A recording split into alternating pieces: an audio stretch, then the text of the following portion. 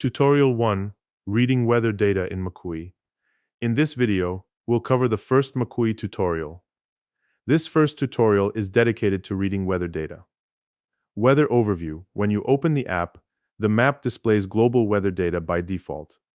To start reading the weather at a specific location, simply click on an empty area of the map. A central cursor will appear in the middle of the screen. This cursor is the main weather reading tool. It displays weather data at the cursor's position and across time. By zooming in or out on the map, you can refine your weather analysis, whether you want a large-scale overview or a very local view. If you enable geolocation, you can also click the small cross icon at the top right of the screen. This triggers an automatic fly to your current location. Default weather display. By default, the app shows the wind visual layer on the map, as well as an aggregated summary of weather data in the bottom panel. In this weather panel, you will find the time corresponding to the displayed forecast, cloud cover, temperature, steady wind speed, wind gust speed, and wind direction. This information always corresponds to the exact position of the central cursor. Moving through time. In the bottom weather panel, you can scroll through time. By sliding the data to the right or to the left, you can observe how the weather evolves hour by hour.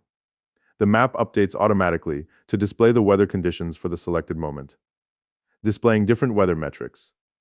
By opening the drop-down menu in the bottom panel, you can access other weather metrics, for example, wind gusts. This metric displays a time evolution graph at the cursor location, as well as the gust visual layer on the map. Precipitation. The precipitation layer appears on top of the wind layer, which helps you anticipate rainy areas along your route. Cloud cover. This is especially useful to know whether you will have favorable periods to recharge your batteries during your navigation. Cloud cover and precipitation.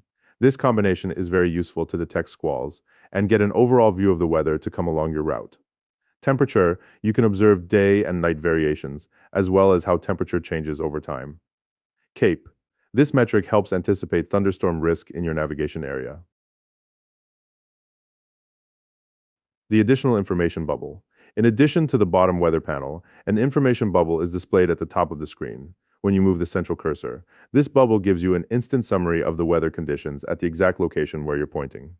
It includes in particular steady wind, gusts, cloud cover, precipitation, temperature, CAPE, as well as the cursor's GPS position.